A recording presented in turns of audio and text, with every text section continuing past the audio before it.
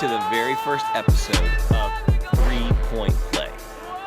All right, guys, so every Wednesday, 3 questions about church, leadership, creativity, that whole world, the world that we all live in. And then you can throw in a little basketball too if you want to. I'm cool with that.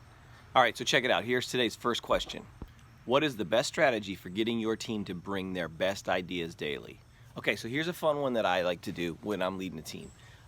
We have done this thing for years called show and tell. It's really novel. It's really like innovative. We stole it from this place called Kindergarten. And what it is basically when we start our creative team meeting each week, just for the creative team, we tell everybody you have to bring one idea, one thing that inspired you over the course of last week. And when you bring that one thing, you're going to share it with the rest of the group and tell why it inspired you. It could be a picture, it could be a video, it could be a song, it could be an advertisement. It doesn't matter what it is. Bring one thing that inspired you. Because what happens is that forces everybody to be creative or seek creativity, look for inspiration, at least for 15 minutes before the meeting, hopefully all week, so that they're collecting some great stuff to come and bring to show and tell. So inspire your team with their best creative ideas daily by having them always be looking for something that inspires them. What is an effective strategy for getting tech teams and worship teams to take ownership of what they do? Great question. So I think that the more leaders we find in our organization, the more life that we give to them. Everyone comes to church looking for 2 things, purpose and community. So when we find ways to give them purpose and provide them community, all of a sudden they love being there. So create a leadership pipeline. Figure out who your leaders are on your volunteer teams and make them captains of different teams and let them become the leaders. Let them take the ownership and be responsible for some things.